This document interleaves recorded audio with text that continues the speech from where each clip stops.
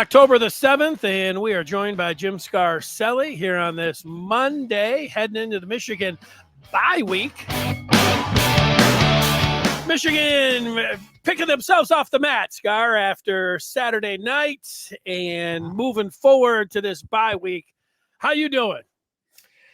Just trying to stay positive. We got there's a lot of good things in that game, man. We don't turn the ball over at the end. Then I've taken a good look at the game, and ifs and buts and all that stuff. But a lot of good things still.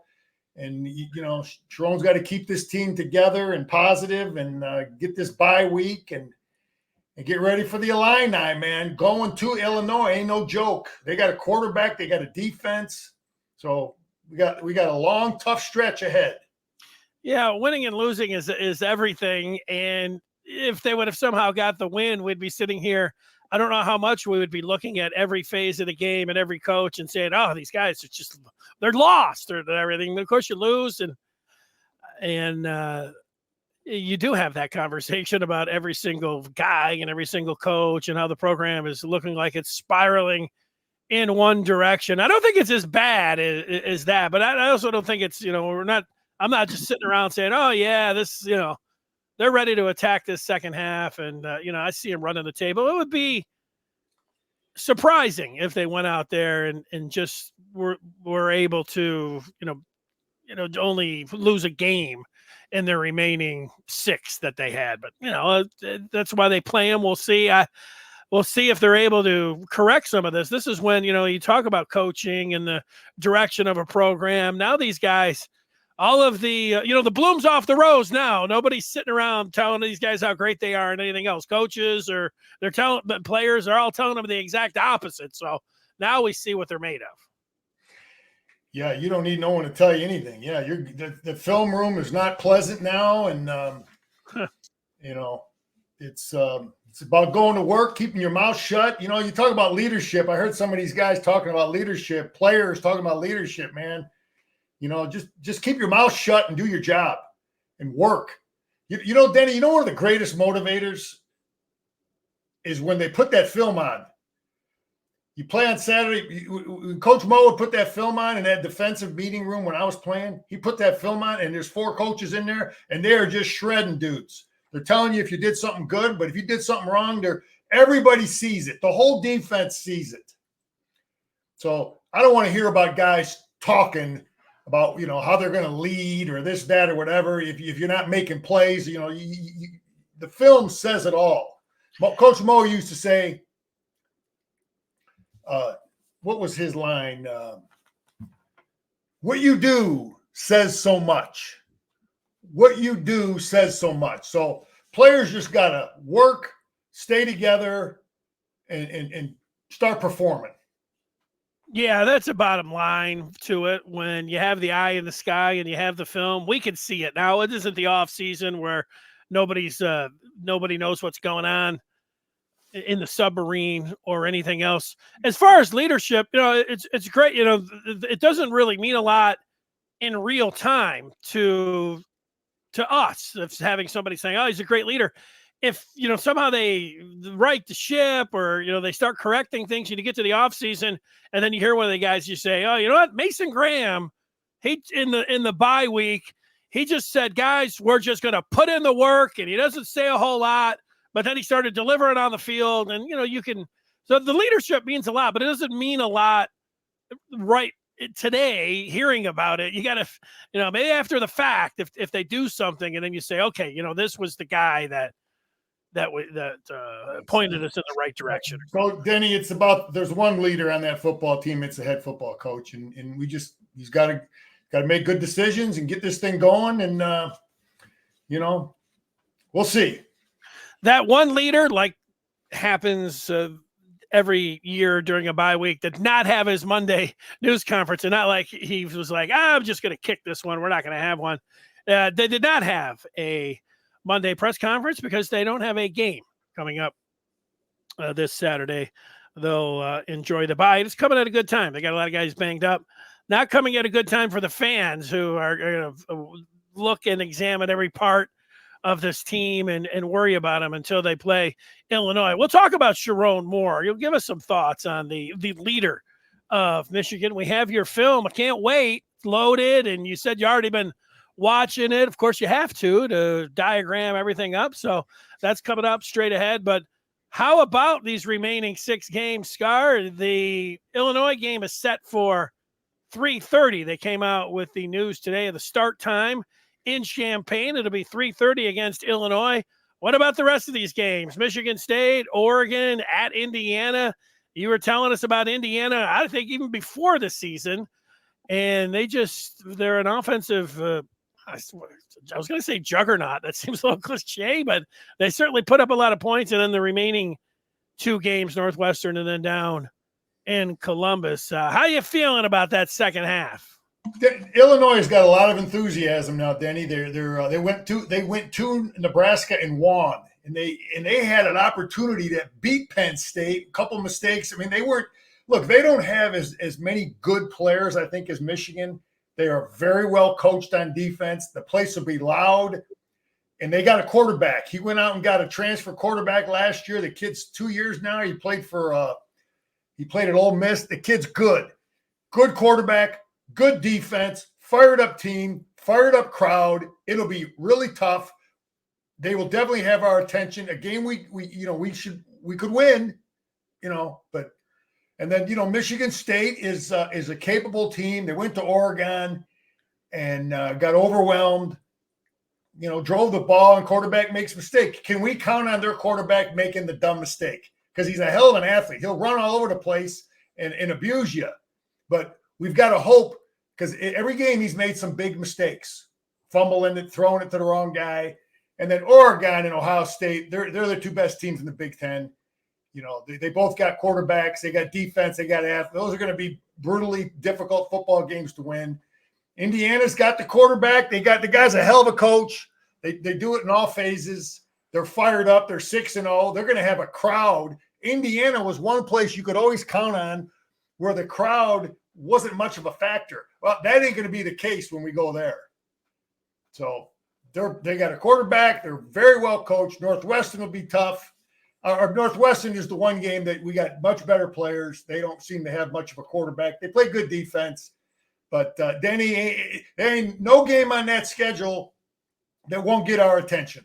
Wow, Bloomington. Which is a good thing in a way. You got to play every damn week. Yeah. Now, I'm with you on that. How about answering some questions here? The Punters is making a statement about Tuttle being the starter, saying the team needs a veteran quarterback with his skill set to run the offense they want to run. And he says he wonders if Tuttle was always meant to start but got hurt. I think so. I said that all along. I think he was the unquestioned backup quarterback last year under JJ, unquestioned. And I think that's why they didn't go get a kid. He hurt his arm. He had the surgery. This is just speculation. It didn't go as good as planned. That's why he was not ready to go early on. And I think that was their plan. And it got sidetracked with he didn't recover like it should. But he did some great things. You can see right away the defense moved back. They had to honor the pass. We got our pass game going a little bit. He's got enough of a run threat. We'll look at film. The kid's got feet enough to be an issue. But quarterback, yes, there's a lot of hope there. And the kid made a great play on the interception. We'll look at that. The interception, the kid made a great play. It probably shouldn't have been thrown. But, Denny, I'm going to go real quick, review some players. Our center play was outstanding. Crippen, again, you played 2 of them. People beat us up for that. And he was good. Our guard play was solid. Those guys have been there now, solid. Percy only had a couple mistakes. And one of it might not even be. I'm trying to figure out their blocking rules on why that one big play was stuffed. Looks like he got slanted inside of him, but Percy was respectable. Our tight 17 is just a solid, good tight end, and we got good running back play. We didn't fumble the football. Our running backs are securing the ball. We don't get our receivers enough involved, I think, in the pass game still. Either they're not getting separation. It was good to see We got Morgan a few touches. But those are my thoughts on offense, Denny. Go ahead. You any thoughts about our offense that you want to jump in on? Well, I was looking at the Pro Football Focus grades, and Percy graded out pretty good, did a good job in there with his start, and so too did Crippen. He did a good job, whether you want to call him a backup or whatever. Jadis had been the starter, so he did a good job. What I don't know for sure, like I noticed that people are down on every position. I get that. There's not a lot to hang your hat on as we sit here and feel good about, but I feel like the wide receivers, if I'm a defensive back and I know that I can just stay right up and I'm not worried about the guy taking off and the quarterback throwing the ball over my head, it means I can be a lot more aggressive. It means I can I'm not as worried about, getting beat. And so I don't, when it's, the wide receivers are mid, these guys can't get open. They're third stringers, or we don't have a legit number one. Maybe there's some truth to that.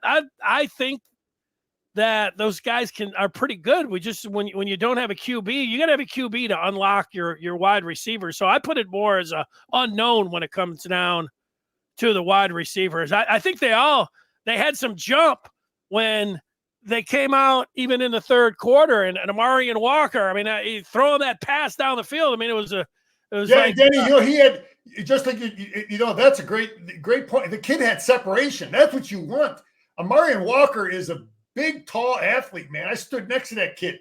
That was great to see that, man. That you had a guy with separation. Here's a question from Adam. Coach Scar, do you think there's anything to point that Sherrone Moore is too much of a player's coach? Some people have said that. No, I've watched him at practice. He gets after guys, and I don't know. Does that mean he's soft? I don't know. It's early into his reign. Let's get a feel for how he does, man. It's really early to start. But I seen toughness. You got to have toughness. You got to have love, and I seen both of that from him. And I believe that's how he coaches. Yeah, I've seen it both ways, Scar. I mean, some guys are in your face, ranting and raving, yelling at the officials, and then when you don't do that, you could be saying, hey, a guy needs to be more, show more emotion on the sideline. I don't care about that. I wonder about the indecisiveness with the starters and how they went into the season. But look, he is a rookie coach, but I don't think, like, during the game, like, the things how they unfold, he seems like he has a pretty good grasp on things there. But look, when you sit around, he's the one that's making the hires. He's the one that ultimately, when you come to the personnel and everything else, we could talk about the different, everything. It all comes back to Sherrone Moore. So he's going to get all the credit and he's going to get all the blame. And so now, you don't always know how a guy coach, we see it on TV, but you don't know how he is, in your face in practice. He might be a totally different guy. Let's just quickly defense, Danny, defense. Right. Defense. Mason Graham and Kenny Grant continue to play really well. They were solid in there. A couple, no one's perfect. Solid. Losing Moore really hurt us. Having Moore not playing, it was a factor in that football game. He's a really good football player. He's one of the top edge players in the league. Not having him hurt us. TJ Guy is a good football player, and he was respectable. Josiah Stewart was fine, made some plays. Okay, but we take a drop off. We got Brandt's got to get better. 91's got to get better. He just needs more work, more reps, but there's a drop off there. So he's got to get better. We got to get ready for next year, thinking about it now. We're going to start, next year is going to be Guy and somebody else. So that's what I'm seeing at the front five. Ike got a little reps. I'm having doubts about our depth behind Mason Graham. It's a concern, Denny. It's a concern because those guys are going to start next year. I want to see Ike show me that we have, the kind of excitement we had for Kenny Grant, when he was a backup, and Mason Graham when they were backup. So Ike is getting a few reps. They're hardly playing, at linebacker play. Those two guys are studs. They played their butt off. They didn't get off the field. I don't know why the hell they don't get them off the field. Rolder didn't play. He must be hurt. I would have played Hood, Moore. I talked about that after the game. I still think you get those guys out of the game, especially some of them long drives, Danny. You put a 12, 14 play drive together, it's tough. It wears on you. So Hood played just a little bit. Our secondary is playing a lot of guys. I'd like to see McBurrows back. He's hurt. Yeah, he's still banged up, but that's the way our kicking game is solid. Our punter, everything in the kicking game has been pretty darn solid. We're catching punts, we're punting the ball, we're kicking field goals. So the kicking game has been solid. So we're solid there. Let me just say this about our team. I want to make this clear from old Scar, Denny. Nobody was good enough to win that football game. So I'm not letting anybody off the hook. I'm sure. That's how Sherrone Moore is presented. That's how I always did as a coach. From the head coach on down, no one was good enough to win. So I'm not singling out any coach, side of the ball. It just wasn't good enough. Nobody. And no coach was good enough. Nobody. So that's my take on the defense. Yeah, I hear you on that. It's hard when you're just watching it. It'll be interesting when you put the film on there. When you see the ball going over guys' heads, and you feel like just by watching on TV that they're not in the right position. You can understand sometimes you're going to get beat on offense or on defense, but it doesn't look like they're in great position. Even when you're talking about tackling and you're seeing guys bounce to the outside and you see guys chasing, and good offense has them. They had them on a string. It was like when they were throwing it on the outside, well, the guys were, they were chasing, and then they would get them on the inside, and they didn't find anything there. They didn't find that footing that they were. Listen, Danny, we do multiple things on defense. So when I say every defense has its weakness, Wink will change it up, all different types of things. So every defense has its weakness. I give Jed credit. Many times he found the weakness of our defense. Whether it be this gap is unmanned or this secondary, this part of the field is not as strong. He found it and he made us pay. So I give the guy credit from that stand. I want to just talk real quick, Denny, about Vanderbilt, Alabama. Vanderbilt won that football game, and the typical narrative would be, oh, Alabama wasn't ready, blah blah blah. No, let me tell you something. And I'm watching this game. I didn't know that we'd eventually not put Alex Orji on the bench, but I'm watching Vandy. Vandy plays a lot of they run the hell out of their quarterback, and they do a lot of the academy type stuff from the shotgun. But anyway, that game was a scheme game. Alabama's defense was confused. They were lost. So it wasn't just that Vandy got him at the right time. It was a hell of a lot. Was Alabama's defensive coordinator did a crappy job of figuring out how to defend the scheme. You got it, Denny? Because Vandy didn't have two guys that could start for Alabama. I want to point that out. And the reason I want to point that out is if you're going to play Alex Orji, there's ways, if you really, really find good creative ways like Vandy did to utilize a running quarterback, it's possible. And they did some stuff that was good. I just want to point that out, that it wasn't just a matter of Vandy coming out there and having better players and hammering a team that wasn't ready. No, there was scheme going on there. Yeah, that's a good point. You've talked about putting Orji when he was in there as in different positions, and I think that's frustrating to a lot of fans. You got to game week and you're ready for the starter to be announced, and they're like, no, we're still.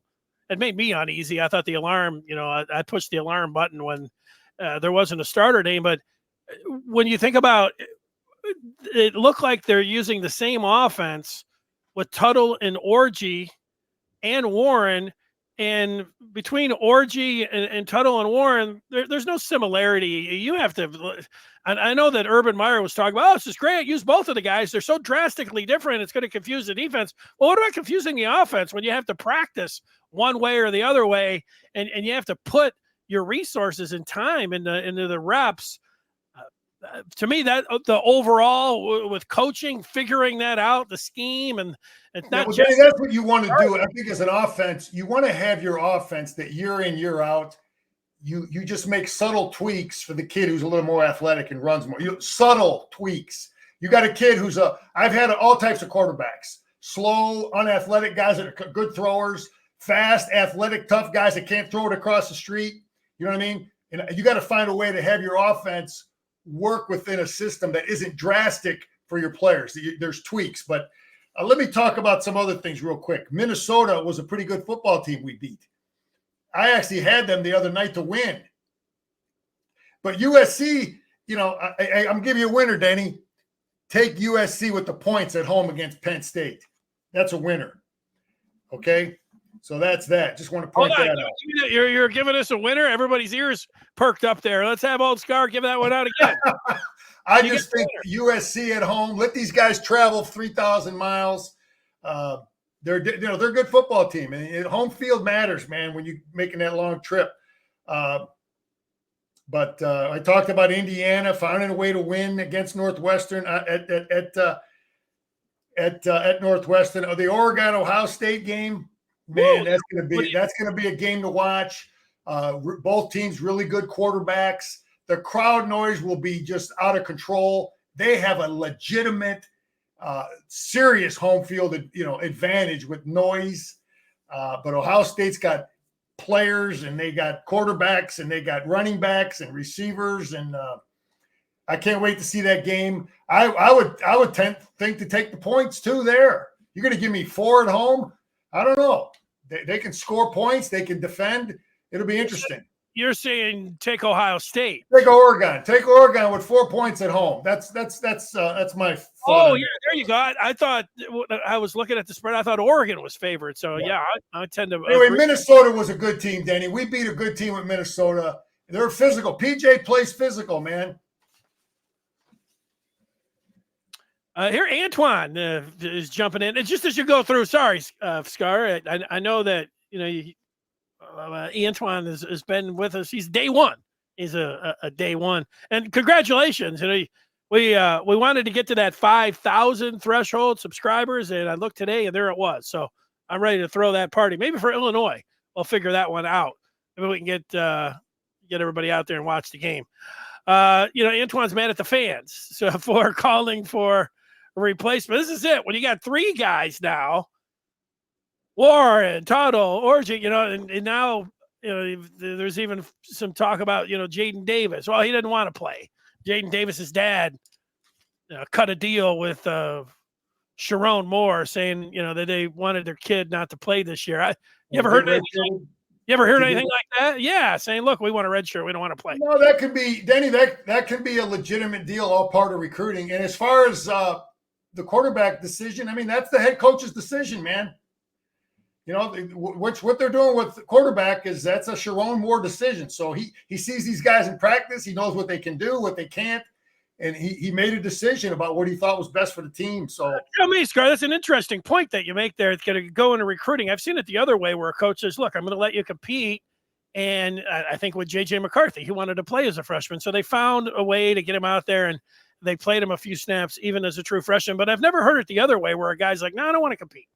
I want to just take the year off. I don't know if it's Denny. I don't know if that's the language I would use, is that he doesn't want to compete. The old man might say, I want my kid to just, like it was back in 1970, just be an athlete as a freshman, right? Remember, freshmen were not eligible until I don't know what year. But maybe the dad is saying, you know what? I want my kid to just learn football and do a great job academically before he gets thrown into the fire. And, that could be something the old man discussed with Sherrone Moore. And you think that's all right? You think that's kind of modern? Well, Denny, I played in an era when not many freshmen played. Most of us got redshirted. Right. Do I think it's okay? Hey, everything's negotiable, man. If that's the way his dad feels, and he wants his kid to really get settled in academically. I've seen a lot of guys that played early, they got screwed around academically. They couldn't handle the academics, the playing, and it didn't work out for them. So there's. I would have liked to have heard. Denny, at the same time, Michigan had every opportunity to tell Jaden Davis's dad no. They could have said no to that deal. You know what I mean? Right. Now, hey, look, Sherrone Moore was asked point blank if there was any kind of deal of him preferring to redshirt. He said there's no deal. But okay, well then there wasn't then. Okay, well, there's been reports that that's exactly how it did go down. But I have to say this about the reports: there's a way that Jaden Davis's dad and everything, they could say, look, well, yeah, we're excited, for him to come into Michigan, and we understand how it works, but we might prefer him sit out, but he's part of the team and whatever the coaches want him to do. But we understand that redshirting could be good for him. Now, if they said it like that, that's a little bit different than saying, yeah, we cut a deal. We don't want him playing, or else we're not coming there. So I don't know exactly. The fans are making it sound like that's how it went down. That I have no idea. I don't either. I'm just saying that I can understand a parent not be all on board to get him go, ready to go right away. Let's get on to Sherrone Moore there, Denny. All right, Sherrone Moore. Can you hear me? Yeah, you sound good. You sound all right. All right, Denny, just a couple things that I think are important. I mean, we are a 4-2 football team. A lot of things going on. This is just what I would be thinking about. And I think people need to understand this. The recruits, the kids we have committed right now, everybody's watching everything that goes on with the football team. We got, 17, 18 guys committed or something, but let's see how this goes. This is important because just because a kid committed in July, I think we have to stay on these kids. And this is going to be a test of leadership and confidence. The recruits will tell you, because I see Notre Dame losing guys. Are you watching Notre Dame? They're getting decommitments. Right. Okay, kids are losing faith over there in South Bend. So this is a sign that you want to talk about leadership. This is important. So his staff, we'll see how they do. I'm just watching it, and if kids are hanging tough, that's a great sign of leadership for Michigan. I want to just talk about that. So that's that. I don't think it's too early to start making sure that our recruiting transfer guys, whoever our guys are looking at kids, that we are ready to go early December, because we got some holes to fill based on what I'm seeing from some of the backups that are not playing or whatever. So I just want to make sure that we're looking at those things and that we bring in the right guys. And, obviously winning solves a lot of those problems in terms of the recruits. But, Denny, the next 3 months are really, really crucial for this, the direction of this team, because there's nothing locked in of a recruit based, what you just put yourself in the position of a kid who committed. You know what I mean? I've been that guy. I understand. I'm watching every game. I'm watching these people I'm interested in. What's going on with their team? How are the coaches responding to it? And so recruits are looking at those things. And parents are looking at those things. Parents are looking at how is the coach treating the players after they've lost. So those things are all important, man. So I just wanted to point that out, and we're just going to keep the faith, and those things are important. It's going on with him right now. Yeah, very interesting. I recall over the last 2 years when any team would lose and Michigan fans would automatically be like, oh, maybe we could flip them, and they're losing. Those guys are jumping off the bow, and everybody's coming after them now. Go ahead, pick that carcass. Now everybody's going to be saying that about Michigan.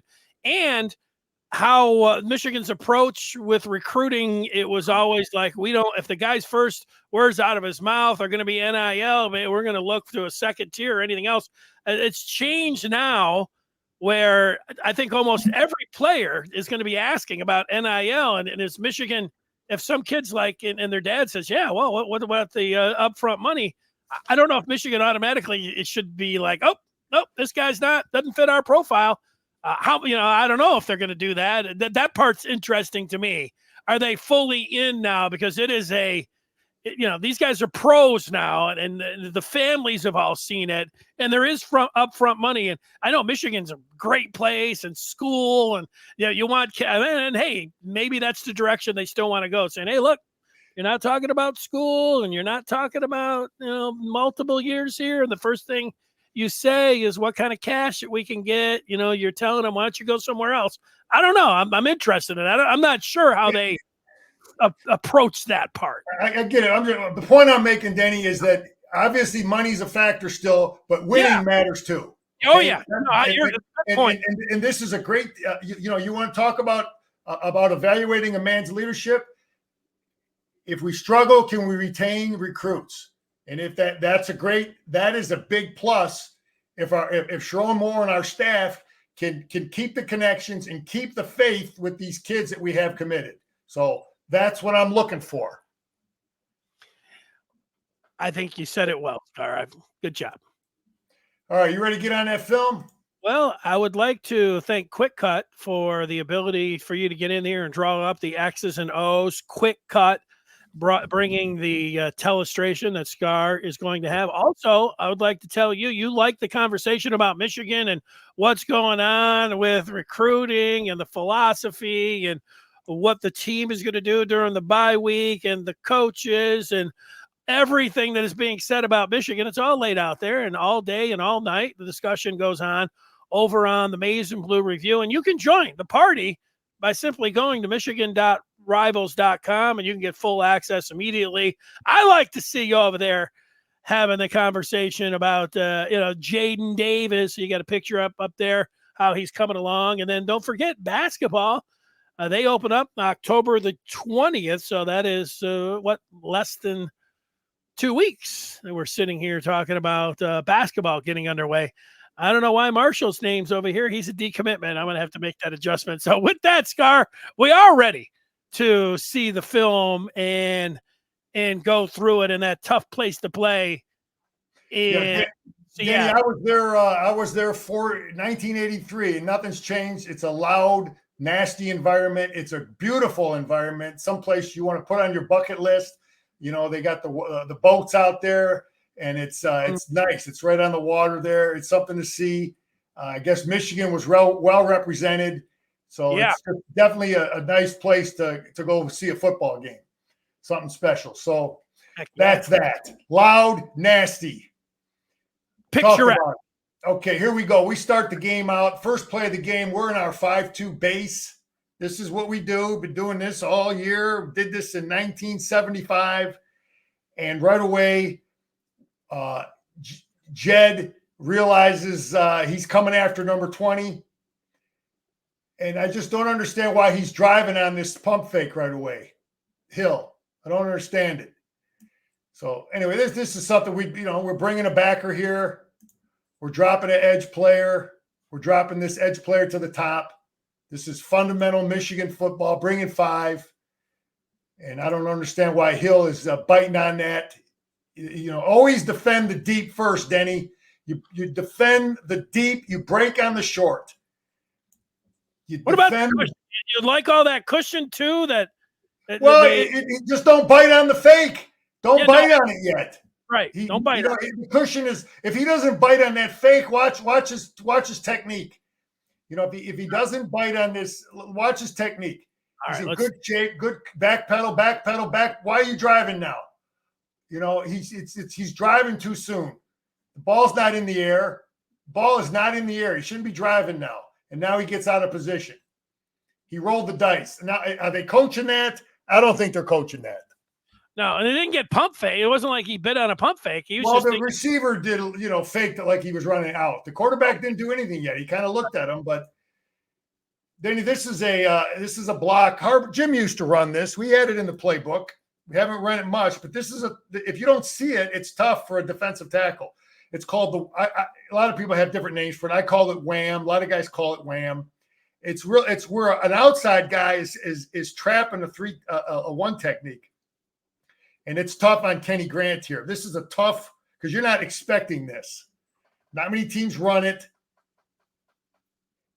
And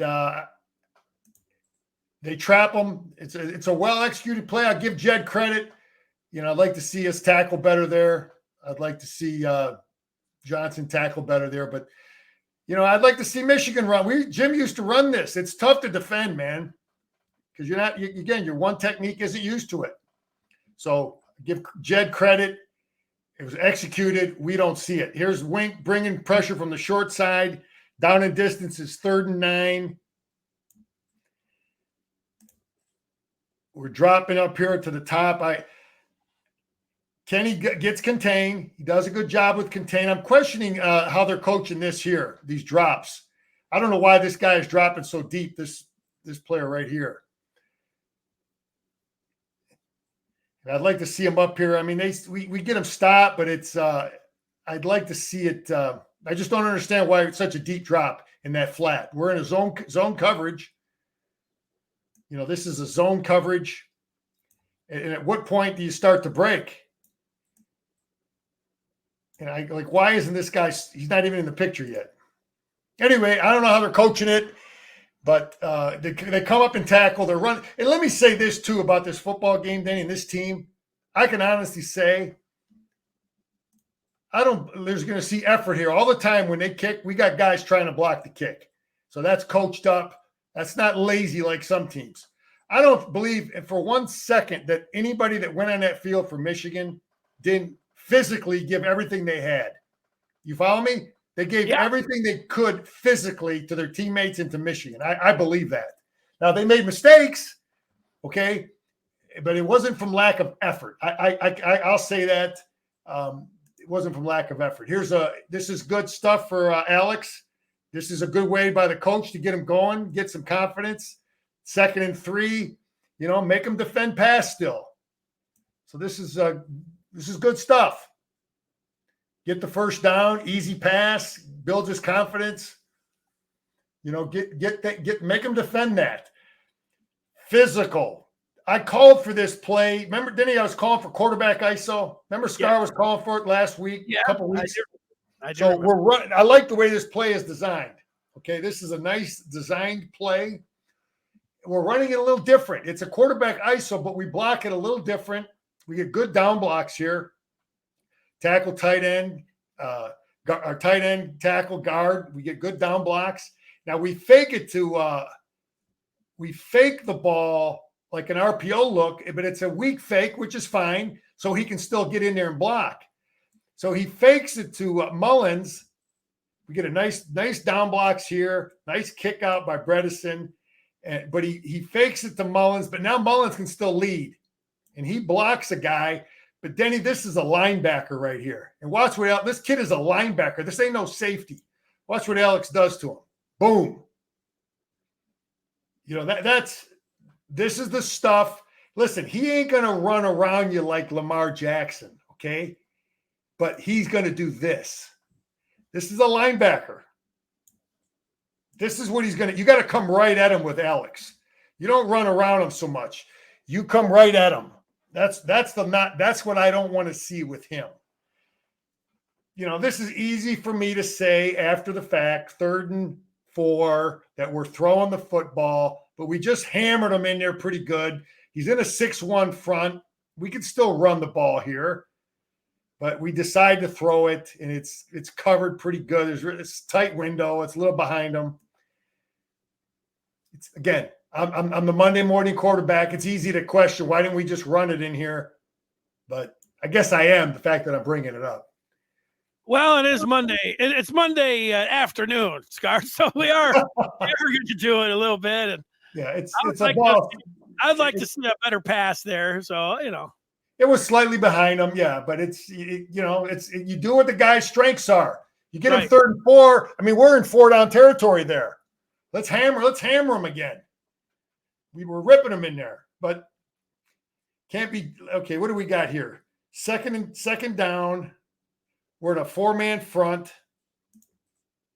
And I don't like, if you're going to bring a guy and blitz a guy, now you're trying to disguise. Okay. I got this guy circled here, Denny. We're disguising. We're in a 4-man look. We're going to line him up here. He's going to pretend like he's in coverage. Then at the last second, he's going to come in here. Now we're slanting the line this way. Okay. So he has to be, when the ball is snapped, in a position to make a play. And he's faking like he's outside. He's coming, but he's too late. It's not timed up good. You want to, I understand exactly what Wink is doing. I did this. I played this technique. I coached this, but let's get in there where now you're faking too much. Let's get in here. He should be here on the snap of the ball. So he could make that play right here, Danny. You follow me? Yeah, I am following you. And then because the defense is slanting away from him. This tackle is this TJ guy here. Yeah, we're slanting the defense here. So this guy has to be here. The defense is counting on him to be there, and he just gets there, but it's too late. So, Hausman steps up in there, but, just little things, Denny. Could have been 3rd and 2 again. Nickel, solid coverage. Denny, this I'm calling this solid coverage and I got a little hard here. When I played, that was like our number one coverage. That's the first coverage they put in from like when Schembechler got there, probably until he left, probably till Lloyd Carr left. It's just 4 under 3 deep. We called it solid coverage. Okay, we're in a 4-man front, and it's just 4 under, about 10, 12-yard drops, 3 deep, fields divided up into thirds. You got it? All right. 3 deep guys, and then there's 4 players playing underneath. And it's, I just want to point it out. It's still, Wink loves it. I got Kenny Grant circled. What did Kenny do here? We get good pressure here, 1st and 10. Kenny's just fighting a double team and just crushing dudes. So we get good pressure out of rushing 4 guys. And a lot of single blocking on him. Maybe sometimes it's just the teams that's what they do. They want to double the one technique, but a lot of people are singling up Mason Graham more so than Kenny. But sometimes it's just they want to double the one technique, not so much the this player. But anyway, good pressure, good coverage. That's a coverage pressure deal right there. That's the old solid coverage. What's your question? My question is, why not run solid coverage all the time? If the 4 guys are going to get weaknesses, Danny, there's weaknesses to it. Here's what the fans are saying, Scar. This is a fan statement. Why is Wink blitzing so much if he's got 4 guys that can get to the quarterback? That's the overriding question. I understand that. Okay, I understand that. Okay. If you're in 4 under 3 deep all the time, there's flaws there. There's weaknesses there. And understand this. Right now, it looks like we're rushing 4, right? That's right. Doesn't it look like we're rushing 4? Yes, but how many times does Wink bring this guy? How many times does he drop him and bring him? Okay, how many times does he bring both these guys? I mean, even though right now, pre-snap, it looks like we're not doing nothing but rushing 4, there's conflict based on what we've done in the past. You follow me?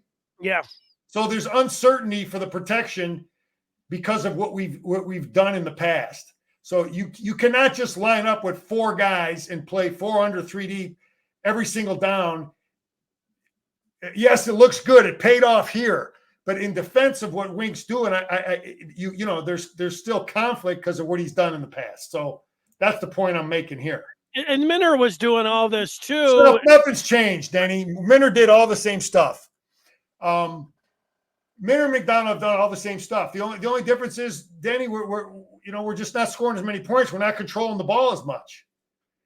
I mean, it's a whole team, man. It isn't one side. That's just the way I see it.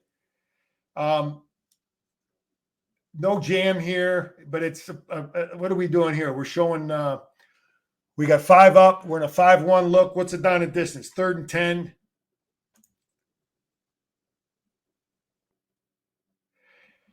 Yeah, this is 3 deep coverage, Denny. We just got done talking about it. This is 4 under 3 deep, right? Let's see what the coverage is. Yeah, this is the one that you don't like the ball flying over Page's head.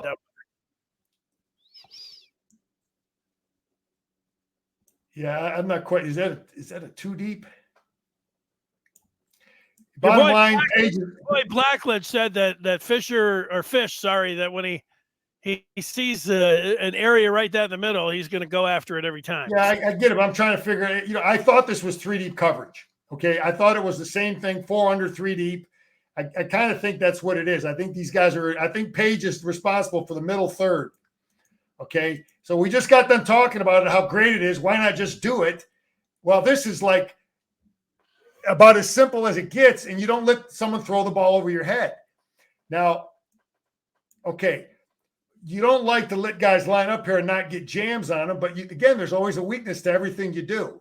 So he wants to show 5 to try to create some conflict. And what is Wink doing with the front? So he's only bringing 4 guys, Danny. He's dropping 7 dudes. So he's got him at the line of scrimmage. So these guys have to think and honor that this guy's coming. Same thing over here. He's at the line of scrimmage. So these guys have to honor that he might be coming. But he's bringing the backer instead. Maybe something will free up over here. You want to put this protection in conflict. But there's no excuse to let this guy run and not get our captain defending the middle third. So we don't get a jam here, but I understand why you can't do it, because he's trying to keep this guy at the line of scrimmage to create conflict with his presence. You follow me, Danny? Yeah. So, but there's just no excuse for that, to let this guy run. He's responsible for the middle third. No one throws the ball over your head, period. That's like the number 1 rule that you learn on the first day if you're a secondary guy. You don't ever let anybody throw the ball over your head. And there's no excuse for that. That's a simple coverage, man. That's like vanilla coverage that, so you want to blame the coach for a guy getting beat, a 4-year player on something he learns day one. Again, I give Jed credit. There's no help. This is the only little weakness of the way we're lined up of this defense, and they're smart enough to see it. But again, pre-snap, it looks like a weakness, right, Danny? Right now, pre-snap, it looks like there's a big hole there. But yes, Wink, you don't always know what Wink's going to do. And that's why we've picked off passes, because just before the ball is snapped, he may have him roll up and be a flat player and have him come over the top. You follow me? And play too deep. It looks like this is an open zone here. But again, because Wink does some different things, the picture is one thing pre-snap, but on the snap of the ball, it looks totally different. So that's what a good coordinator does. But anyway, I said there's a big hole there, and it's 3rd and 8, and sure enough, they freaking find it. I give Jed credit. We're not faking here. I don't understand why this guy's jamming it. Why this player here? I don't know how Wink's coaching it. This guy right here, again, you want to, it's the conflict, Denny. Do you want to jam this guy or have him get out here to the flat, this player right here? So Wink chooses to jam, and then we get that little slant route instead of having him, you follow me? Because you'll see at other times they'll have this player work in here to take the slant away. Well, shouldn't he be up a little bit closer? I mean, he started touching him at like 6-7 yards down the field. That's illegal contact. Which player? Number 20? No, 10. So that was Barry. Well, he's a flat. He doesn't have a deep responsibility. He's there for whatever, unless is a mental. I thought this might be a mental mistake. Okay, I wasn't sure how they're coaching this guy. Okay. Because it looks like the linebacker on the snap of the ball. Okay, so here's what you got. You got 1, 2, 3, 4 guys out here, right? It looks like we're playing. Are we playing 3 deep? It looks like we're probably in a 3 deep coverage. This guy's working over here. He's got a clamp on this guy, and this linebacker is going to come over here. And I'm wondering why he didn't come over here to help on the slant. And he's jamming on that player there. So we got 2 guys on 1. You follow me? Yeah. So I wonder if Barry made a mistake there. I don't know, because it looks like we have too much defense here and nothing in here. Unless this kid is some superstar player and that was part of their scheme that I don't know about. I don't know. But Jed found the weakness. So I'll give the guy credit. Here's our base defense, 2nd and 5. And they got they're running, they're pump faking us. They got 2 guys coming over here, and we must be in man coverage here, because you'll see 2 Michigan guys going this way. And that's why they're able to run that ball in there.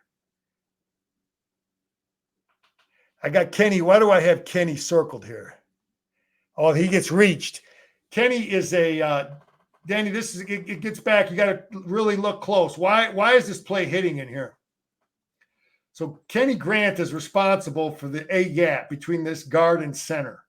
He's playing into the guard, but he's got this gap. He can't let the center get off on the backer. He cannot allow that to happen. He has to stay in his gap, make the center stay on him, or make the football play.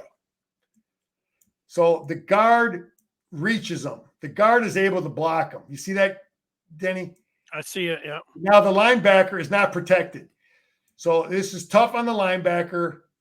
You know, he's Kenny's got him, and Kenny just almost makes the play, doesn't he? You see he's reaching his arm out there? Yeah. I mean, he knows what he has to do. It's tough as hell to do, man. It's tough. He's trying to get off this block, and he just reaches him and misses him. But they're doing some things to they got guys pump faking over here. You know, these two dudes are going here. That's why our safety is obviously in some type of man coverage. Yeah, they blocked that. That was good execution by them, unfortunately. Okay, now I got Big Johnny here. Who the hell's Big Johnny? He was our equipment manager for like 40 years. I don't know. Denny, have you ever seen a Michigan team slip around as much as we did in that football game? I thought against TCU, they slipped. Yeah, okay, that was on grass. Right. That was on grass. I don't know what the hell's going on here, why we're slipping so much.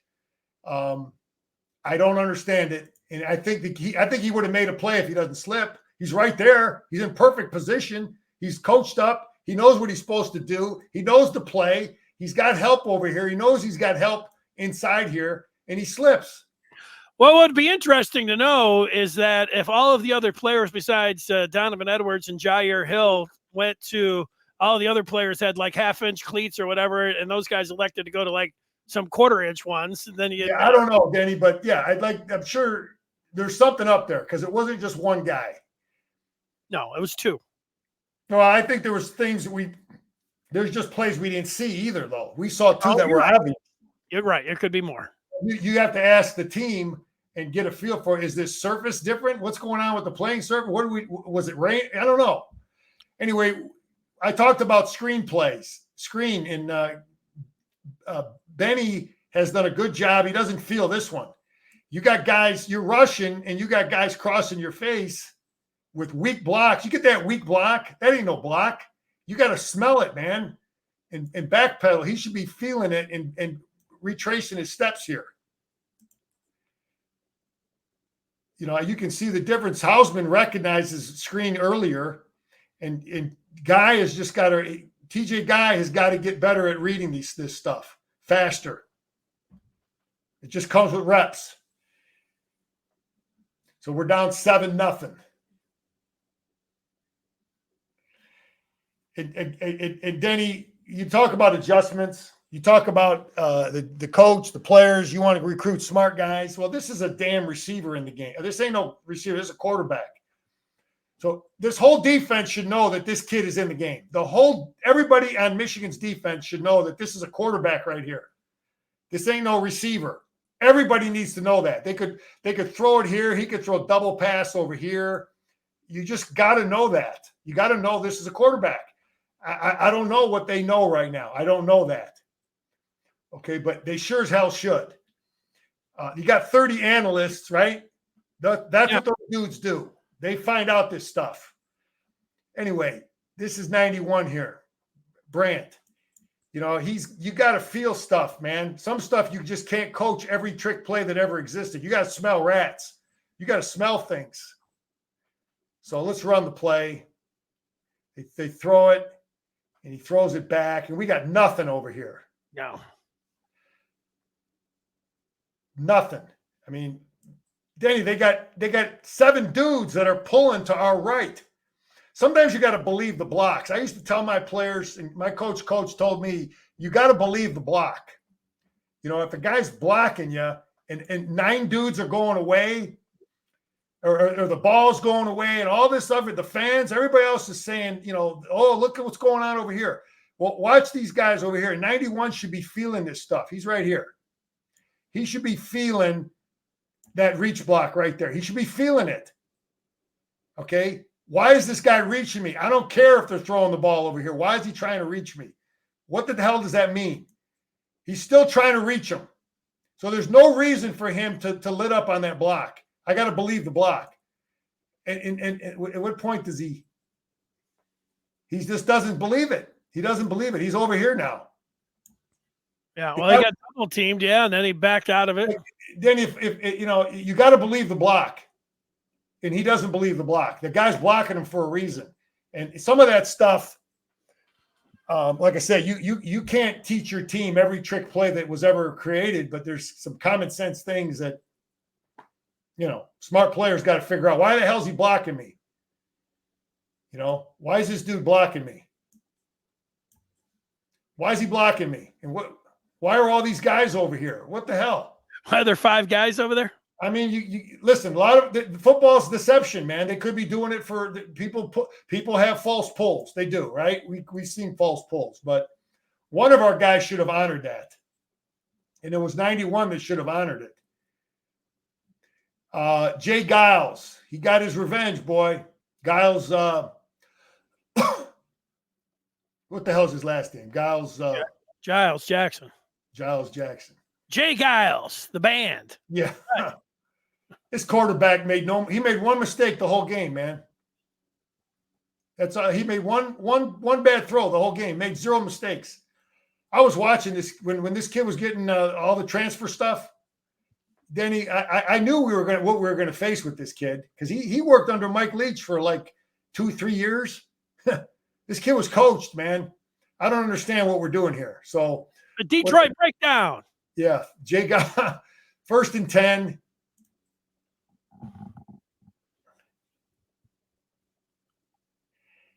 Yeah, I don't know. Got to know where your help is. It's tough. It's tough. Does he have help over the top? Is he not using his help? I don't know.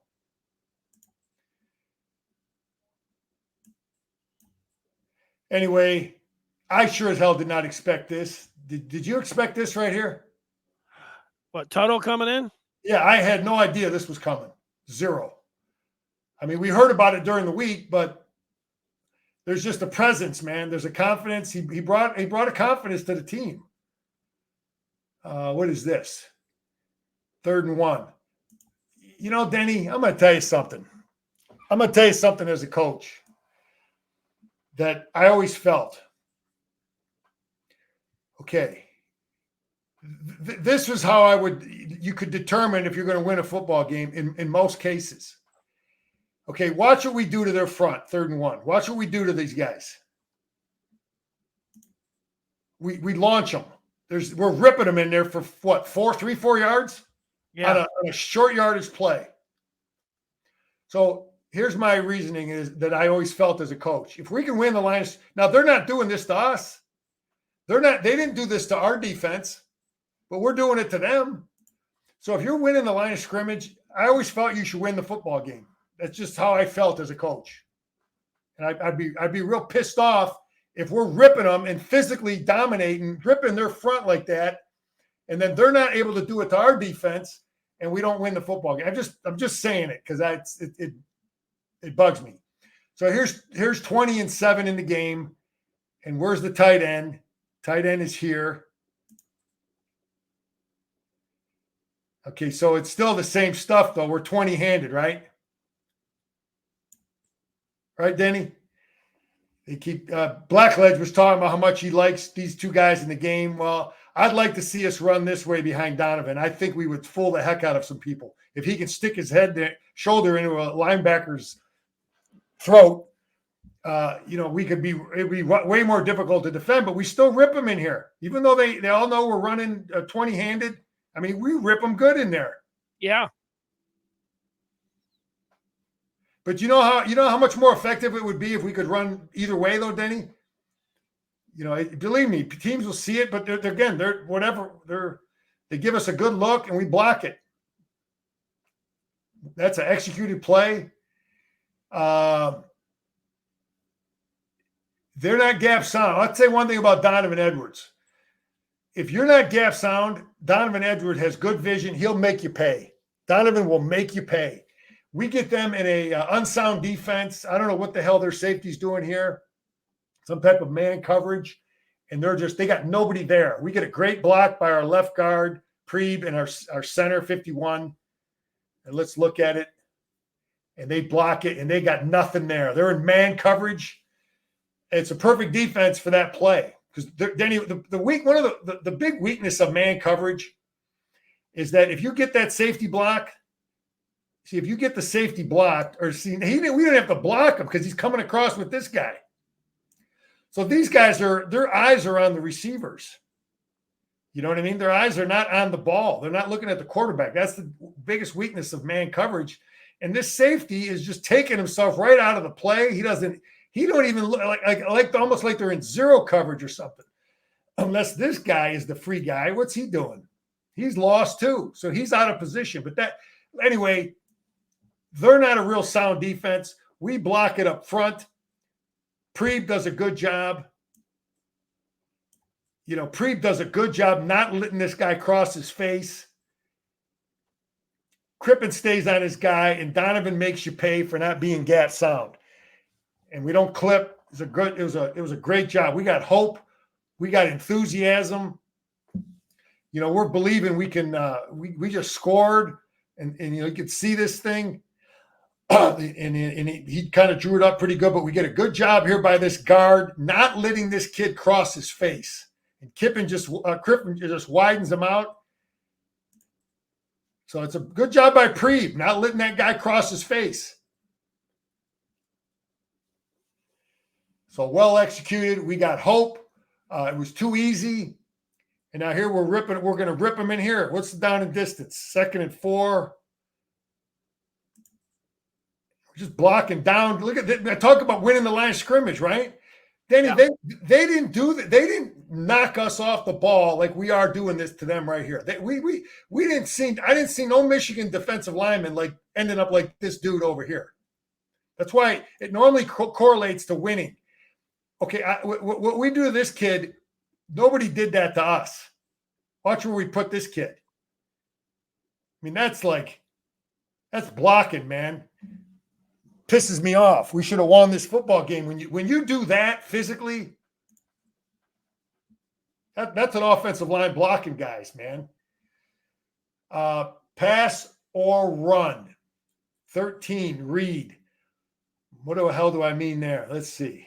Okay, no, I think they're really – you can see that they're defending pass. You can see this team is defending pass because this kid's in the game.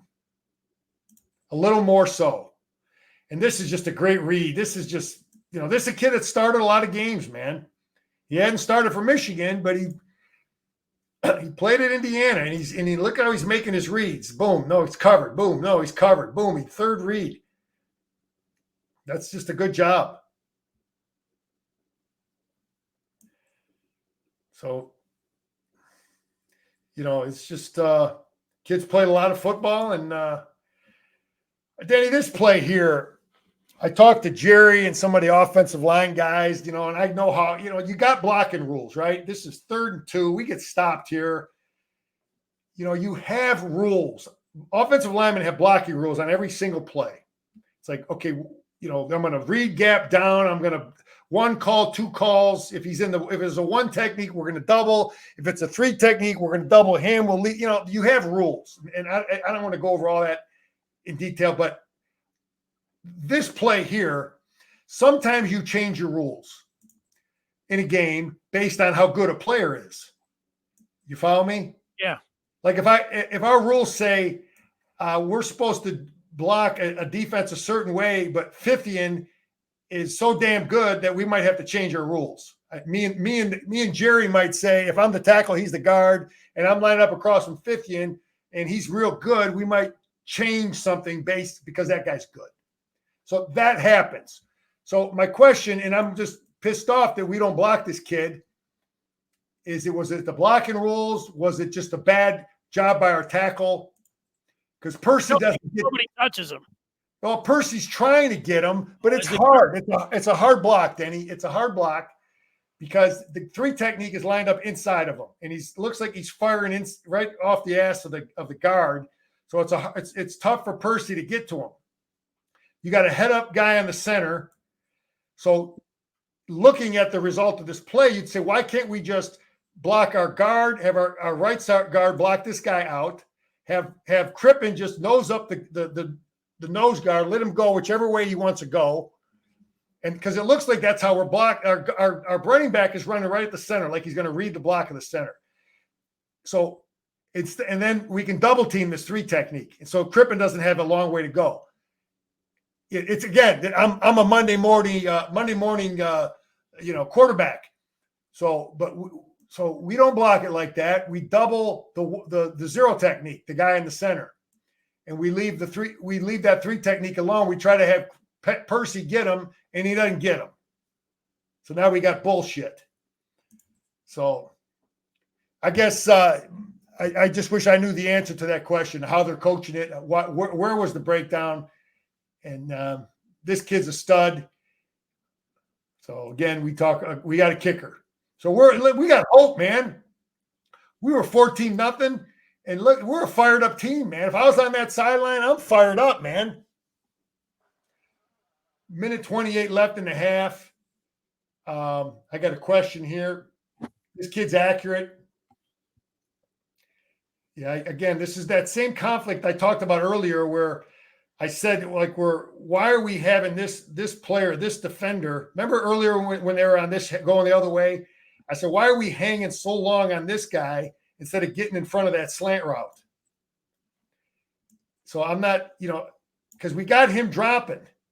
Why isn't he working more toward the slant sooner if we got this player feeling him? We got 2 there. Just, you know what I mean? If it's just like if he would have got out there a second sooner, start breaking now. Get there now. He might have picked that thing off, got in front of it, and they don't complete this pass. Anyway, I don't know how they're coaching it. I know how I would. So here's 6 up, Denny. 2nd and 9. People want to yell. You want to yell at Wink? Why aren't we playing 4 up, 4? Solid coverage, rush 4 under 3 deep. It's 2nd and 9. Well, you got to do this stuff too to create some conflict for their protection. Okay. Let's see what happens here. There's a 53 seconds left. So we're only rushing. We're only rushing 4 guys. And the kid makes a hell of a play. You see how we're only rushing 4 guys, Denny? Yeah. We're just doing it from different spots, launch, spots, because we're trying to get that one offensive lineman that's confused. We want just how they got us confused on that, how they stopped us. We want to get this one guy screwed up. But it doesn't happen.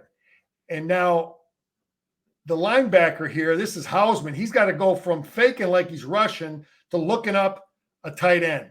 So he's at the line of scrimmage like he's rushing, and now on the snap of the ball, he's got to get out and find a tight end. So he's got to look up this tight end because that's where he's got to get to.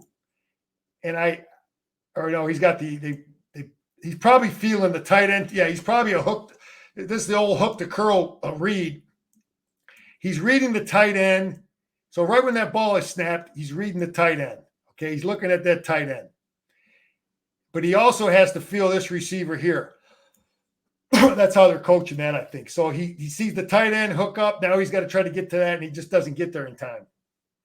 The kid makes a good throw. He's an accurate freaking quarterback. So here we are. This is end of the half. This is us rushing 4 now. This is 4 under. This is our solid coverage, Denny. We're rushing 4. We're rushing 4 guys. And we got, we got a big cushion there in that flat. The far out cut, we're giving up. We don't have anybody there. Rushing 4 and get them stopped. So we're not going to give them, let them throw the Hail Mary. We're going to just try to play for the field goal. Rushing 4, decent coverage. And we get great effort here and we block a kick.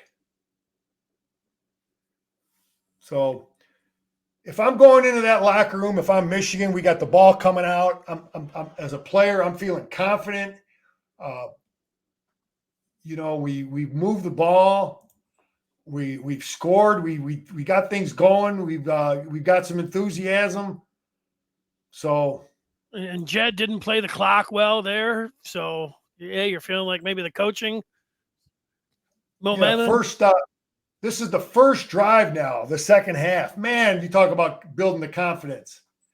And we come out with one back. Yeah, this was the drive of the year. I love this. This is my favorite play of the game right here. Yeah. And this is, this kid has been through a lot, man. And maybe this can get him going. I mean, he's got separation, Denny. He's got separation. Yeah, quarterback up in the pocket, keeps his head downfield. I love it. But this is the stuff we get great protection. I got the protection here, indicated, but this is number one. And this kid is you look at him on hoof. He's a big, tall kid, man. I see why he was recruited, but he gets separation. And the greatest thing is he catches the ball and he gets hit and he hangs onto the football. He gets drilled. Yeah, he takes a big shot there, right? Maybe he can. This can springboard him into something, man. I like this call because I always felt this about. Tuttle, that he would give us just enough of that they have to honor it and they have to defend it. That a team has to honor that stuff because he's got feet. He's not. He may be he's not as physical as Alex, but he might have the same kind of speed. On this kind of a play. But it's a great call. I love the call because it's on film and people have to defend it. And when people know you run this stuff, Denny, with this quarterback, okay, when they know you run this play, okay, here's the mesh point. These guys are all going to have to hang a little longer instead of firing in there if it's Davis Warren in the game, So, and then he puts a move on a guy. That's enough. I'll take it. Give me 5 yards. It's enough. All right, here, what's this now? 2nd and 7. Look at the defense here in this formation. I mean, they got 9 dudes up here. So it's a run formation. I like this play because it's a run. We got all this run offense. It looks like run. And what do? We throw it out here. So that's good stuff. That's good coaching. This 81, I mean, this kid, he must play because he'll block. This 81 here, you can block if it's thrown on our side of the line of scrimmage. So the kid plays. What's that? O'Leary, right? 81 is O'Leary. Yep. Okay. So here's 2nd and 7, and he finds Loveland. This guy was wide open. Blackledge pointed out. He's wide open. Look at him right there. He's wide open. There's nothing there, but he doesn't see it. And then he's running around and shows athleticism, and he finds a guy wide open. So, man, we were fired up now, weren't we, Denny? Yeah, it looked like Lamar Jackson yesterday. I was fired up, right? Yeah, things are looking good now. You got a quarterback. We're a confident team. Drives, you got points. You spotted up 14 points. Now you take the lead. Let's go. They're off and running. So, Wink did some things here. Now we got the fast quarterback in the game. Okay. Do we know that the fast guy's in the game? Okay. I think we do. And we see this damn play. So I think Wink has us in the right defense. He has us in a perfect defense, but we don't tackle the guy. This is just frustrating because he's got a guy on the dive. He's got the right. He's running a scheme here. He's slanting this way. He's coming here, and he's got the backer here. Okay. He's got a guy on the dive. He's got a guy on the quarterback. He's got TJ Guys hitting the dive. Boom, hitting the dive. Come off on the quarterback, right shoulder, because he's fast. Right shoulder. Make him come back inside. Yeah. But what happens? No, I'm going to let him outside the defense. First down. There's no excuse for that. Wink's got the right defense called. Make the play. I mean, I know he's fast, but miss him to the inside, Denny. You know what I mean? By missing him. Good illustration. I'm with you. I was feeling it. Okay, rush drill. Denny, we do a pass rush drill. Everybody in the country, every high school, college, they all do it. It's just pass rush. You line up a guy. He knows it's pass. You know it's pass, and you just rush. And we're nickel coverage here, 2nd and goal. And that's again, we get pressure, but don't fool yourself that this offensive line doesn't think that this guy might rush or this guy might rush. They don't know that because he's done it. We've done it in the past.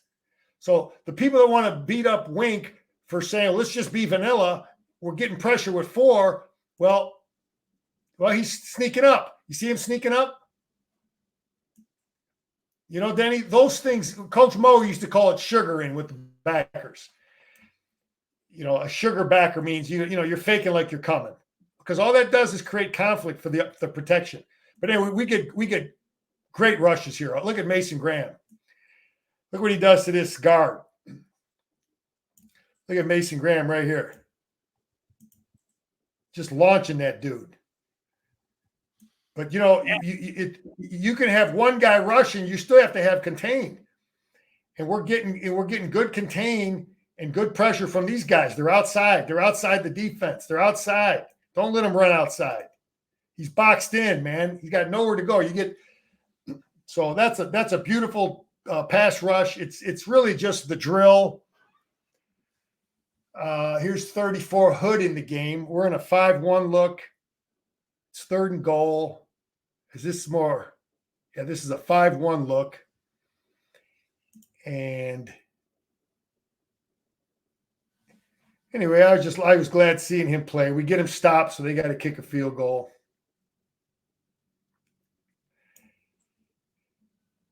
But we're showing, different looks. What do we do here? We drop him. So we're showing 5, and we're dropping the backer. So we're only rushing 4 guys. You got it? We're not overcommitting. And we get them stopped. Kick a field goal. So they tie the game.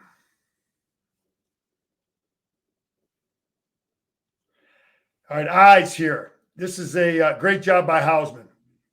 They're running a false pull. They want to get him to vacate to feel that guard. They want him to run with that guard. You got it? Michigan runs this play. But he doesn't totally buy on the guard pulling. And he gets back into his he feels the tight end. He sees it with his eyes. He sees the guard pull, but then he's feeling the tight end. Pass shows, puts it in the gut. Is it run? What is it? Is it run or pass? He's got to honor that mesh point. The guard's pulling. It could be a run here. He doesn't know yet. So now the guy pulls it out. Now he's got to feel pass. So where are his eyes? He's looking up this tight end right here. Feels him, works inside. See how he doesn't go to the tight end? He's kind of like running his route. Instead of opening up to him, he opens up away from him. See how he opens up away? Yeah. That's smart because he's running the route. And they coach that, and the kid, that's a great play. That's the only mistake this kid made. It's the only mistake that kid made all game, Rogers. And Hausman made a great play. So that's just a great job by Hausman. Surge, 42's in here. Good to see him getting some class. Did 83 play, Denny? 83? I didn't know. Marshall, I didn't see him. I wonder if he's hurt. But again, look at the surge. Look at us knock these guys off the ball. You shouldn't lose a football game when you're hammering dudes. Look at that. They didn't do that to us. Did you see them do that to us on 4th down on short yardage? No. What's the down and distance? 2nd and 10. This is a huge play. This guy makes a hell of a play. This kid right here. I mean, this is how you coach it. He punches, he just put his hand right on that ball, man. Huge play in this game. 83 didn't play. God damn, this play, I don't even want to look at it again. Pisses me off. The kid made a great play, man. He just stuck his arm right in there and found it, put it right on the football. It looks like Tuttle's trying to secure the ball with 2 hands, and then at the last second, he takes the other hand off of it. Huge play. Got to secure the ball, Danny, right? Isn't that old Scar says is the number one thing? Yeah, well, the air goes out of the balloon pretty quick there. I It's mean, always number one. Secure the football. I got Mason Graham circled here. What's he doing here? Oh, this is a mistake by Mason Graham. Couple guys make mistakes. But Mason Graham is so good. The kid is so good. I'll tell you what, this running back was freaking fast. This kid was good. Coleman, yeah. Okay, so here's the deal, Denny. Mason Graham is a one technique. He's got inside control of this guard. He's responsible for the gap between the guard and center. So he is just taking this kid, and then these guys are lost here. We lose contain. But watch Mason Graham. He punches this kid he's got control of his gap. This is his gap right here. He's got it handled. But our coaches try to teach gap and a half. They try to teach the guy to play this gap, but also be able to come off if the back cuts it back this way. And Mason Graham understands that. That's what he's doing. He's totally manhandling this kid. And this running back understands it too. So the running back is pump faking Mason Graham. He's going to take a step out here, and he gets Mason to leave his gap just for a second, for a split second. Watch this running back. See how he stepped left? Yeah. Watch how he sees Mason. He knows where he sees where he wants to be. He knows where he wants to be. And he's pump faking Mason Graham. And Mason has got to understand that even though the coaches want you to be a gap and a half player, you still got to play your gap. I used to give my guys percentages. It's a whatever, 60-40. 80-20 means 80 means you have to contain the damn play. You follow me? This is like a 55-45 deal where they want you to play your gap but still come off on it. I don't know if I'm throwing too much stuff at you, but he don't make the play because that's his gap. Okay, but who's these two guys down here? What are these guys doing? There's no excuse for this. He's outside. TJ Guy, this is your responsibility right here. Okay, and this guy's responsibility is if he does lose contain, that you got to be outside here. But what are they doing? Watch him real slow. Throw him away. No, throw him. Don't go inside. Throw him inside and come off here. And look what we get. That should have been a 5-yard game. I mean, if Mason Graham does what he's supposed to be, it probably would have been a 2-yard game. Could have been a loss. But this running back is the whole deal. This play works because we're handling them at the line of scrimmage. We are handling this football team at the line of scrimmage.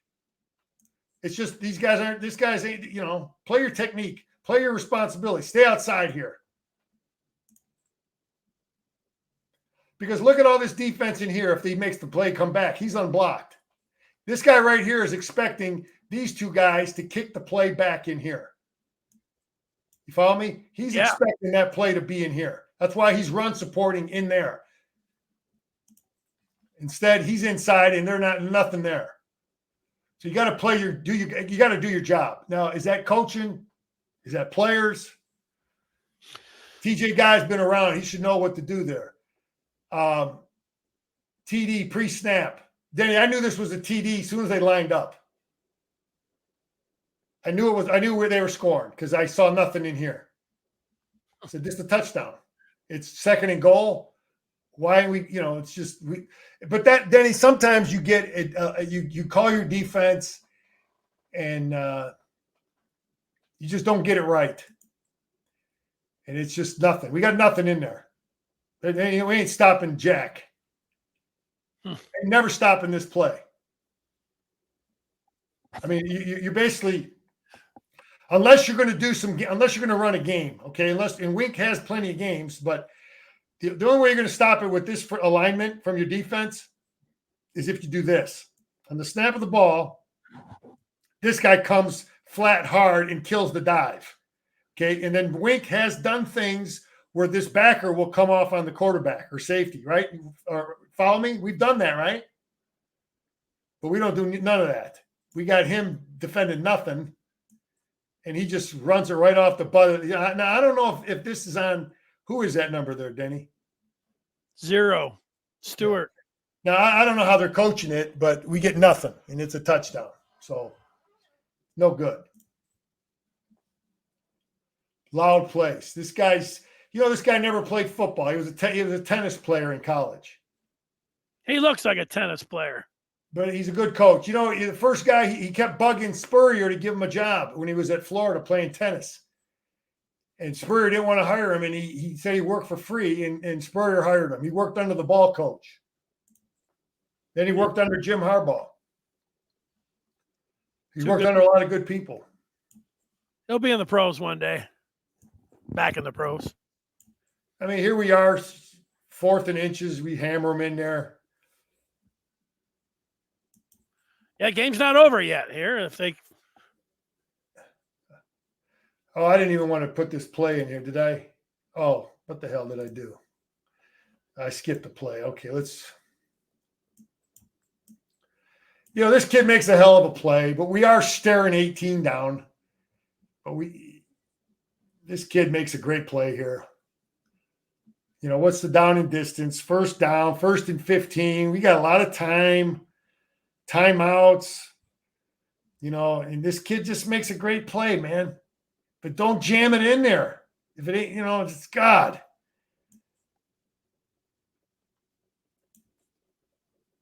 He's just perfect technique, fast enough. Not turnovers, man. Kid made a great play. Take off and run. Colston Loveland's great, but they target him 90% of the time. I mean, we got to find. That's it. You're right. We got to get number 1 going. Get Morgan going. Here's Denny. Yeah. Look, Wink is just saying, we got to get him stopped. There's 2:30 left. He's trying to get him out of field goal range. That might be some of what he's thinking. Try to get a sack. That might be what he's thinking there. You follow me? Is like, why would you bring all 8? He hasn't done this all year. He's shown. I don't think he's even shown this. But we're bringing all 8. And we're 0 coverage, and he's doing it because I think he wants to get him sacked, get him throwing it quick, get him out of field goal range. It's what defensive coaches do. That makes sense, right? Yeah. So I mean, and then this ball could have been picked off if could have been. It's not a perfectly thrown ball. It's garbage. Now we got to stop them. Now they can kick a field goal. I mean, are you going to blame the coach, player? I mean, I understand what Wink's doing there. Do you agree or disagree with that? Yeah, you've got to have the discipline not to rough the quarterback at Hillman. You can't get into the neck and head. I mean, Denny, this is why I don't like bringing. This is why I don't like bringing defensive backs. How much did they work on this in practice? I don't know, but Hillman's had a couple now of unsportsmanlike late hits and stuff like that. It's not. Yeah. You can't do that. I mean, if this was the first game, you'd go and say, look, you get it. But I mean, that kid's played a little bit. You just can't do that. Yeah, I mean, here we go again, man. This is Josiah Stewart letting the ball outside the defense. This is basic fundamental stuff you do in practice every day as an edge player. You don't let the ball outside the defense. 3rd and 3, simple. Stay outside. Stay here. Stay here. Make him come back in here. Ain't nothing there. He gets outside. Anyway, that's it, Denny. We moved. You saw our offensive line move these guys? Yeah. Like I said, man, if I put on the film as a coach and I see my team hammering these dudes, and then when I see they got the ball, they ain't budging, they ain't moving us, I'm thinking we won the football game. Usually the line of scrimmage is, your indicator, man, if you're going to win the football game. So there's good things there. You can see a lot of guys did some good things, and we'll move on, man. Yeah, I thought watching this would put me in a better mood, but it's been the opposite, Scar. That's not your fault. Because they were coming off the ball, and it makes you think they should have been running the ball there instead of Tuttle having him throw it. Of course, he throws the pick, and if he doesn't throw the pick and he doesn't fumble there, you'd like to see what they would have been able to do if they would have been able to move the ball down the field. But, you've turned over the ball. I mean, you're talking about protecting the ball, and the offensive line's performing well. Late in the game, it even becomes that much more important. Yeah. So. Yeah, hey man, let's just have faith in our leader, and he keeps our recruits committed, and there's a lot of little things going on that he has to focus on, and one good thing, Denny, there ain't nobody on our schedule that our players won't be mentally ready to play against, thinking that we're just going to just show up with the winged headgear, because that ain't happening. What do you think I don't know, you always say what's the most important thing? You got one or two or three of things that are going to be most important during the bye. I think it's going to be Jack Tuttle is going to start the game. That would be a shocker to me if it wasn't, and maybe some short yardage stuff with Orgy, so that would be what I would think there. What are some of the things that you think they'll be? Danny, all those things we look at on film, and there's all these little things for every position. Every coach has plenty to work on, man. Every single position group. There ain't no one thing, man. You look at the stop we get on 3rd and 2, Percy, the guy goes inside of him. You work on cutoff blocks, and then you wonder why, there's all kinds of little things. No, you pointed them out there. There's about 10 things. That's what you do as a coach. You got, it's leveraging the ball. How about that? That would be number one. How about leveraging the ball? I mean, you had keep that, but that's stuff you work on every day in practice. You're an edge player. You got to play the perimeter, man. The defense is counting on you, and you do drills on that every day in practice to keep the ball inside the defense. And how about Scar? So Link doesn't grade out really well in pass protection, and Percy gets in there and he grades out pretty well. Are you thinking that maybe Percy, if well, I don't know, Danny. Yeah, hang on a second. Time out. All right. Who does the grading? Guys that used to. Who's the guy? Hang on. Who's the guy? I don't know who the guy is. It would be somebody like Bill Sheridan, who used to if it's someone like Bill Sheridan, if it's a legitimate coach. But if it's just they have the list. I don't know if they put. That's a good question, Scar. If they would be, it would be. I would like it more. I know people take it. It's a nice guide. It's something else because a lot of people are not sitting around with the tape and looking at every single player and putting a grade on every single play. But if they put actually who's out there, I mean, the guys have. They're not just. No, I get it, but I want to know. First question I have is who's doing the grading. That's it. The second question is, maybe I don't know. Maybe they put their best pass rusher against Link. Yeah. Well, maybe that was their game plan. I know it's frustrating. It's frustrating for the fan. A lot of the fans are like, "How could you put him out there?" And the point would be to me is like, well, in practice, he's performed the best out of all of the options, and yet you put Percy in there and he performed pretty well, and you're wondering, if that was just a game day thing. The possibility that Percy, if Hinton comes back, would be over there at right tackle, I would think it'd be something to keep an eye on, obviously. I'd like to hear the offensive line coach talk about his team. If he wants to, those would be the people I'm interested in hearing, or some legitimate coach who actually has the time to evaluate these things, but to some guy, that could be some dude at the bar, Denny, or some dude at the bar. He's got a little bit more credentials. That could be some dude at the poker table talking smack. I think that I haven't looked. It's somebody should do a story on the guys that are actually grading them out. Yeah, I want to know who them guys are. I'm gonna give you a great. I'm gonna give you a Schembeckler line. Who is they? Well, you've used that on me. They say that Percy did a better job. That was Pro Football Focus that he did a better job. All right. Anyway, Scar's keeping the faith. A lot to improve on. Michigan fans, keep the faith. They need to hire Scar.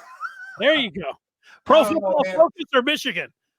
What I'm going to give you Pro Football Focus's number, Scar. Maybe they'll want to say, let's get you in there. You want to dive in? You should be grading some tape. I like it. Have I ever shared the fact that Jim Harbaugh once asked me to coach with him? You told me that, but I don't think I ever did. What anyway, he did a long time ago. That's a whole nother story, maybe for the off season. Scar, you could be sitting out there in LA right now with at the poker table with, I don't know. Actually, if you were out in LA, I don't think there would be any poker playing. You'd be in a dark room right now with the film running. Anyway, we're keeping the faith, Danny, over here, man. We're not looking to start attacking and destroying. We're keeping the faith. Go Blue. There he is. Smash that like button. Thanks for 5,000.